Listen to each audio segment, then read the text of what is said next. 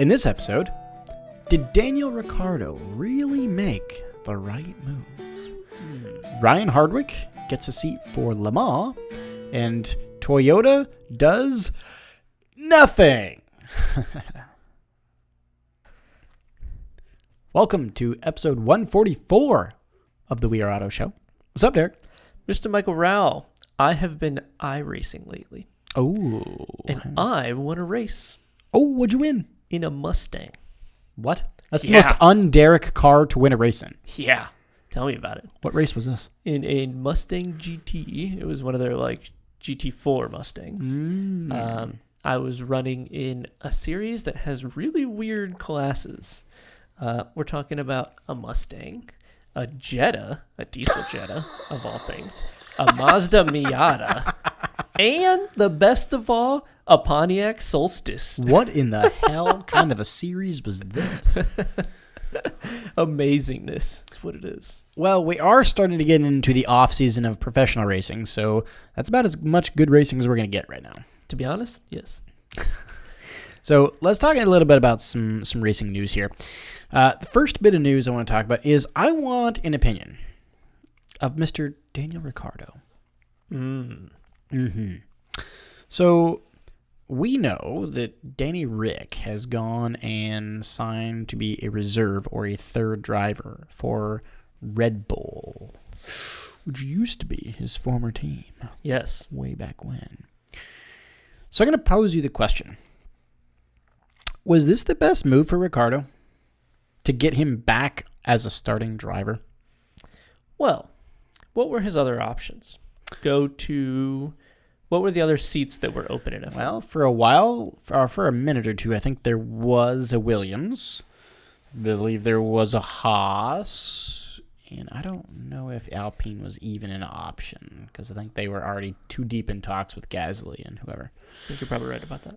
So if your options are Williams, yikes. Haas, yikes. Maybe this was the best move. Does this feel like a terrible move? Yes. Considering he was there, he was one of the main drivers. He was race winning as one of the main drivers, almost championship winning. But to put your tail between your legs and come back to Red Bull asking, hey, can I be on the team again, guys? After you ditched them in a very public, odd, not great fashion for them, kind of feels weird. Do you think this is the best place for him? See, I don't know. I'm torn on this. None of his options were good. No, but he did it to himself. Well, yes, but damned if you do and damned if you don't. If the final goal is to get back in a winning machine and win races, it's hard for me to make a case for him even being a starting driver in a Haas or a Williams. No, you're never going to win. You're never going to win, but I don't think you're going to get out of that bottom tier team. No. Even if you're the best bottom tier team driver, you're just still never going to be looked at as someone who could compete with the Verstappens and the Hamiltons and the Alonsos. But at the end of the day, he's not starting. Okay, so Verstappen's seat is secured for the next foreseeable future. Forever, yes. Right. Who's the other Red Bull driver? Checo Perez. Perez. Do you think he has a chance at taking that seat? Okay, that's the question I was going to pose you next, because let's talk about the last race of the season. Okay. On paper, Perez should have been able to catch the Ferrari. True. Does Perez now have a little bit of work to do to gain the confidence of Christian Horner now? No. No? No. Because if Verstappen would have played the team game the race prior, Perez would have finished second in the championship right alongside Verstappen. Yeah, but in the race. I see what you mean, but I don't think that one race, in one moment in one race where he couldn't run someone down, and if he had one more lap, it would have worked. I don't think that's one of those make or break things. Okay. You don't think that Checo Perez is potentially on the down? No. Okay. I don't. That's Do fair. you? I don't know. I don't have an answer to that question yet. I don't think he is. I think he's just plateauing right now. Think about the rest of the season. And think about what were Red Bull's objectives coming into this season. Win a championship, win the Constructors' Championship, the drivers, and then try to get Perez to second or as close as second as possible. Fair. Check. Okay, perfect season. Why change it? Yeah. I mean, now his best option is hope that Verstappen and Perez get sick and he needs to take a race. Let me pose you this question. Should he have gone to Indy? No. Why? Because the way we figured out what the way the super license points works that we talked about, is Indy where F1 drivers go to die? Certainly. Is he as bad as Latifi? Will he enjoy a backup seat more than he would enjoy a proper seat in IndyCar? To answer that question, we would need to phone him. Yeah. I don't have the answer to that question because I'm obviously not Danny Ricciardo. Yeah. I suspect the answer is he would probably enjoy IndyCar a lot. Enjoy or succeed in a career. Those are two different things. Is he at the point where career winning matters? I think he's at the point where he realizes he's only got maximum 5 to 10 years left.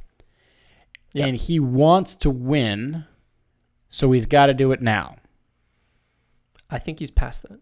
You think he's past that? Yeah, I think he blew his opportunity with Red Bull. I think that was going to always be, and probably ever will be, his best chance to win a championship. I think you're probably right. He could have had a chance at Renault, maybe, debatably. No. He could have debatably. It was a midfield team. Yeah, so was McLaren, right? But I wouldn't say that he's doesn't have a chance at all at those two teams. It's unlikely, but possible. Now, he has no chance. It's not possible. Unless something happens. Why be a backup for a team when you could go race, put him in a NASCAR, put him in an IndyCar, put him in an IMSA car, put him in a Daytona hybrid, put him in whatever you want, put him in anything. He'll bring the smile to the paddock. He'll bring money to the paddock. And he'd be great for marketing, whatever series it is. Yeah. But why put him in a backup car? It's awful. I agree. I'm wondering, would it have been better at Haas or Williams? I think he probably made the best move for his F1 career. Yes. I think of his F1 career, I think this is probably the best way for him to get back to a winning car. But the best move for his overall career? I don't think so. I see your point. It's a long-term play for him. Or would he make more money as a reserve driver at Red Bull than he would if it's just for dollars and cents? You know Red Bull pays everyone a metric shit ton of money. I am sure he will be making good money. But it doesn't feel like that's what Danny Rick wants to do. I agree. I don't know. We're going to find out how this next season goes. Yeah. Still a few months out, but yeah. Yes. Just curious what your thoughts were there. Put him in a NASCAR. It'd be so great. I would like to see him race the Cletus's Limolets 2.4. I could totally see him doing that. That'd be amazing. He would love that. That would be so Or good. an Aussie V8 supercar. That would be really good for him. That would be sweet. Because that's his home country. That would be sweet. Yep. All right, so let's move on. We do have some more news. This kind of off-season news is mostly about drivers and who's doing what and when, where, and why, and how. So we do have a driver from IMSA that there is some news about, and he is one of my more favorite bronze-rated drivers. Okay. And it's Ryan Hardwick. He drives that blue Porsche for Wright Racing, Wright Motorsports. Right. I love that. It's my hat that I have that you make fun of me for. In IMSA, yes. In IMSA. Well, apparently Ryan Hardwick is officially getting a seat at this upcoming Le Mans 24. Really? Yeah. Great. That's freaking sick. Heck yeah. Yeah. So apparently, because he won IMSA's Bob Aiken Award, that gave him an auto invite to Le Mans. I didn't realize that's how that worked. I did not either. So apparently he got that auto invite, and he said, well, but of course, I will gladly take this invite. And he had the option of one of 3 cars. He had tested with a Proton competition Porsche RSR, which you and we both love that, right? Yep. Then he also had the option of an Aston Martin, which I believe he actually did get to do a few laps in, the GTE Aston, right? Okay. And then there's rumors that he also had the option of racing a Ferrari 488. Dang. But he didn't take that one at all. He didn't. Apparently, that offered just nothing came to fruition. He has selected the Porsche, which is good because that keeps him in his Porsche world, right? He races a Porsche in IMSA. It would make sense for him to race a Porsche in the WEC, right? Seems logical. Yeah. Agreed. But yeah, it's official. He is racing Le Mans. All right. Big fan of him. I have seen more in the rumor mill of the Garage 56 shenanigans. The Le Mans? The NASCAR yes. Le Mans? Yeah, the NASCAR Le Mans. And I think that we're going to get driver lineups relatively soon here. And we might hear some shocking names. I'm not going to spoil them yet, but just get ready. Should be good. Do they start with an Emmy and an Onsen? They could. That's a good possibility. Interesting. Maybe a little Indy dabbled in, a little F1 dabbled in, a little IMSA dabbled in. Ooh. Yes. Some old NASCAR, maybe? Piqued my interest. Wait a minute. Maybe some go-kart. Maybe some Cletus McFarland. I don't know about that. I'm pushing it back there. How crazy would it be if we saw Cletus race Le Mans? No, that's not going to happen. It's not going to happen, but how crazy would it be? Be crazy, but I don't. He's nowhere near that. No, he's not a bad driver. He's just nowhere near that. That's just not him. No. So let's move on to a little bit more news, and this is some news that is actually no news. Toyota Gazoo Racing for the WEC, the WEC, they have announced that they are doing nothing. What do you mean? So Toyota is taking this if it ain't broke, don't fix it approach to their hypercar for next year. They're not changing any drivers, nothing, pretty much. Is it not broke? Is it? See, and that's what I'm wondering, because they're only winning because they haven't really had any competition. No. They're about to have a whole lot of competition. Yes. Remember how I told you I want to race in a Mustang? Mm-hmm. There were 4 people in my class, of which one never connected to the race, and the other 2 were very, very slow. So I just one of those sauntered to a win. One of those kind of boring. wins. It was kind of boring. So your win was very similar to Toyota's last many wins in the WEC. It has been the past 3 seasons for Toyota. They didn't have to do much other than show up and just not crash. But, next season is where everything changes. Mm-hmm. And that's where you get all the other manufacturers with their nice fancy new cars and their fancy new race suits and drivers that are young talent coming by and probably blowing these guys out of the water, to be honest. And I have not seen Toyota do an extended test at Sebring. No. They were at Sebring running. For the 1,000 miles, sure. Right, the 10 hours there. But they weren't testing there. No. Whereas, every other LMDH and hypercar has gone through Sebring tests. Right. They're all going to Daytona, Road America, Sebring. They're all doing their whole testing. I don't think that they need to do that. They have a bunch of miles on these cars. Well, sure. Over the past 2 years, they've set miles on these cars. But I've never seen them do tests like that. No, I think they do them more over in Japan anyway. Oh, true. So makes sense. I'm sure that from a mechanical and structure standpoint, those cars are solid. They've done more than 12 hours at Sebring, no problem. But what happens when you're under pressure? That's what I'm saying. And that's more of a driver team mindset kind of problem. True. That's something that's very hard to practice. I agree. That will be interesting to watch. Yeah, so they're keeping Buemi, Hartley, Hirakawa, Mike Conway, Jose Lopez, and Kobayashi all together still. Do you think it's the right call? Who else would they choose? That was my next question. What? To answer your question of is it the right call, I'm going to pose you a question to your question. Where else do you go? You've already won a bunch of championships. It's the right call. They know the cars. They're very familiar. They've won championships. They have a lot of miles on them. You don't want to bring new drivers in a new situation like this. But what happens under pressure? That will be the factor. And you don't know that until you get in that moment. Yeah, you don't know until you know. Right. So after next season, they'll be able to make a much more reliable driver lineup change. I think you're probably right. I agree with you there, but let's see what shakes out this next year. The unknown unknowns are the worst unknowns. Mm-hmm. Yes. Yeah, you know what you know what you don't know, but you don't know what you don't know. That's the problem. Oh, yeah. They're going to find out a whole lot of don't knowing what they don't know. It's going to be interesting. Yep. But that's all the real news I've got for you here. Shall we jump into some upcoming races? Because what if I told you there actually is some upcoming races?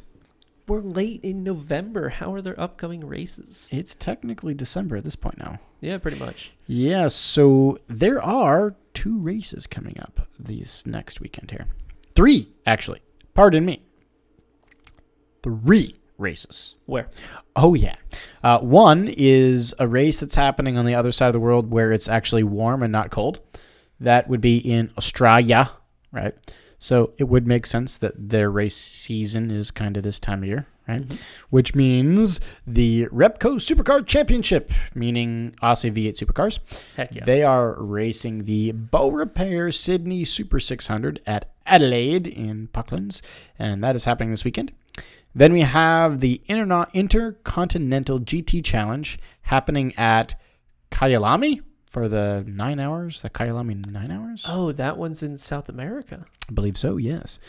But then there's a series that you and I both absolutely adore, the 24-hour series. Really? They're not done. There's another race. Let's go. Wow.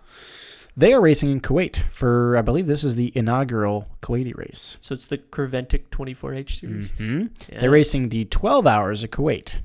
Okay, cool. So there's racing to watch this weekend. Yes! Proper endurance sports car racing. There's actual good racing. I will say that where is it? Kyalami? Yeah. That race is actually very fun to watch. I remember watching that 2 years ago. And they were racing in the hail at night. Jesus. Okay. It was terrible looking, awful to drive in, but really entertaining to watch because everyone was sliding absolutely everywhere and it was chaos. Don't want anything to do with that. No. That would be miserable to race in. It was like hail, lightning at night with no track lights. Have fun. Oh, yes. Yeah. Oh, yes. So that would actually be pretty fun to watch, I think. It would be. So, yeah, that's what's coming up this weekend. You got 12 hours of Kuwait, you got 9 hours of Kyalami, and you've got the Sydney Super 600. Heck yeah. You got anything else for episode 144? I do not. It's going to wrap us up then. So thanks so much for watching and listening. If you are watching on YouTube, please give us a thumbs up and a comment in the video. Let us know what you think about this whole Toyota Unchanged driver lineup, and let us know, where do you think Danny Ricciardo should have gone? Do that in the comments. Now, if you're listening on audio, go ahead and send us the answer to that question via social. Our Facebook is We Are Auto. YouTube is We Are Auto. Our Instagram is We Are Auto _ and our website is weareauto.io, which, this being the off season of racing, you should go and check out if you need to get your racing fix. Catch some of your favorite past races. So again, thanks so much. Catch you guys in the next one. Peace.